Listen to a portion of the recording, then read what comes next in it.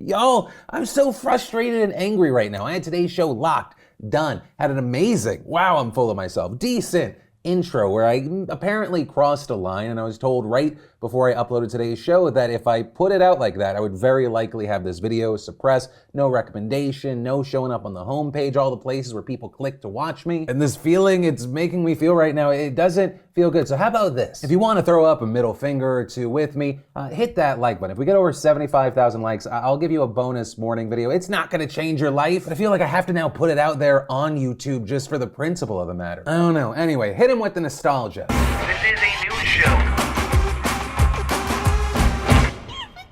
But yeah, welcome back to the DeFranco Show, you beautiful bastards. And y'all, the first thing we're going to talk about today is one of the most requested stories on the text line, and that is 100 Thieves co-owner and massive streamer Valkyrae is in the news. And this kind of unrelated to anything gaming or streaming, but rather coming under fire for a new skincare line that she launched called Reflect. It's a line she says she's been working on for 2 years. It features things like a facial cleanser, a moisturizer, a gel eye treatment. And so a lot of people were initially like, cool, awesome. But where a lot of people were like, okay, that's a red flag, is that it also claims to be designed to protect against exposure to blue light that comes from digital screens. They're saying that it protects your skin from that, but the problem is that there isn't a lot of research supporting a need for such products. With a number of just everyday people calling the blue light protection claims a gimmick or an outright scam to get people to buy her stuff, this including some fellow creators like Hassan Piker. Why are you guys literally refusing to hear the words that are coming out of my mouth?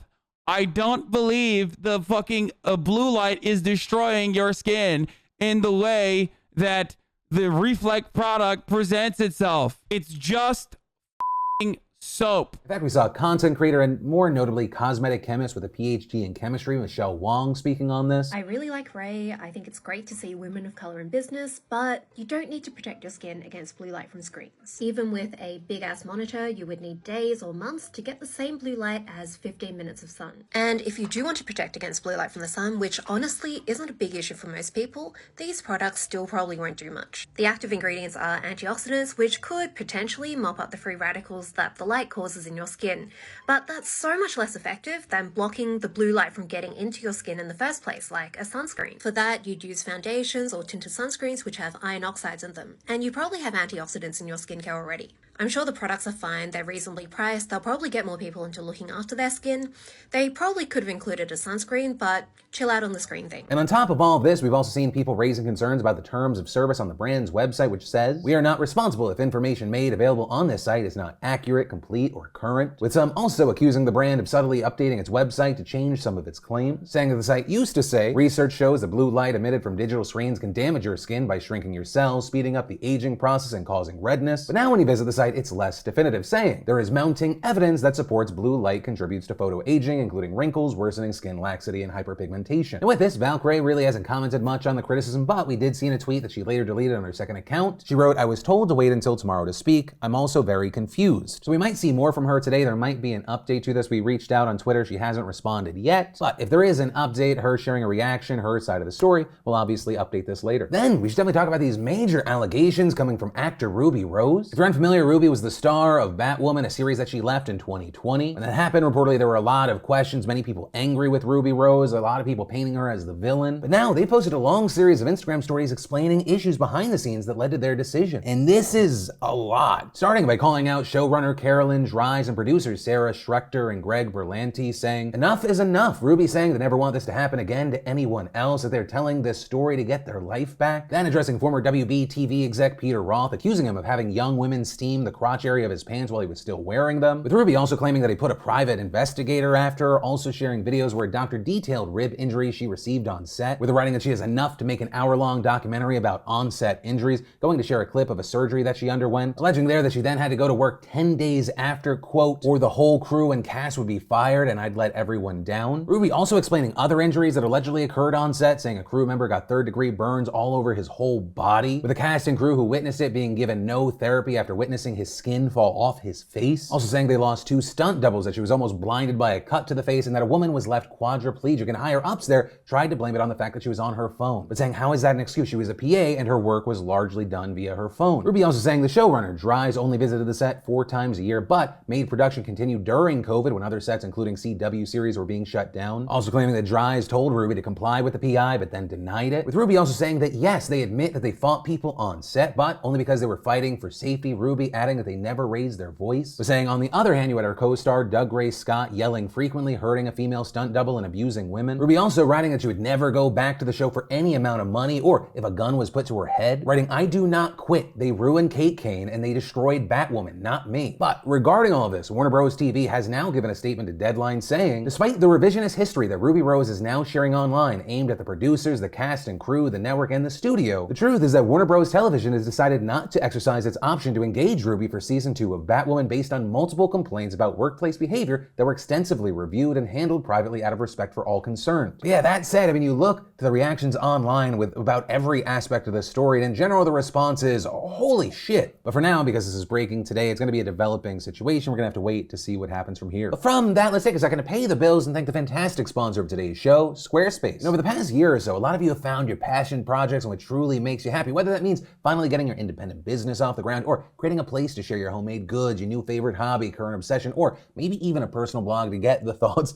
out of your head. No matter what you're doing, Squarespace is there to help. It's also easy. There's nothing to install, patch, or upgrade ever. Creating a beautiful website with Squarespace's all-in platform has never been so simple. It's extremely intuitive and easy to use, so you can just focus on the stuff you actually want to focus on. Plus, with Squarespace, and I recommend you take advantage of it, you get access to all their marketing tools and analytics and personalized support from their award-winning customer care team via email or live chat. Whatever you need, they are available 24/7 to help out. So if you want to check it out, see why so many others love it, see if it's right for you, head on over to squarespace.com/Phil. When you realize you love it, make sure you enter an offer code Phil to get 10% off your first purchase. Then we should definitely talk about Facebook in the news for a few reasons, starting with the fact that they may no longer be named Facebook soon. With this first being reported by The Verge, where they reported that CEO Mark Zuckerberg wants to be known for building the metaverse, which, I mean, could look like a lot of different things, but some have described it as a VR space where people would use digital avatars to walk around and interact with one another in real time. In fact, Facebook even said earlier this week that they're planning to hire 10,000 people in the EU to help find all 6 Infinity Stones for Zuckerberg to make this dream come true. Now, obviously, with this news, there are some that are skeptical and concerned that this is definitely not a lizard alien, sorry Demi, has your best interests at heart. And kind of funny enough, if you look into where metaverse was coined, it's a little bit funny and maybe even scarily prophetic. Or if you're unfamiliar, the word metaverse was first coined by Neil Stephenson in the book Snow Crash, with it originally described as a virtual world owned by corporations wherein users were treated as citizens in a dystopian corporate dictatorship. That user also asking what if Neil was right, to which Twitter CEO Jack Dorsey responded, narrator, he was. Dorsey also kind of subtweeting a reference to the book later, saying Central Intelligence Corporation. But honestly, I think this is being blown out of proportion. I mean, we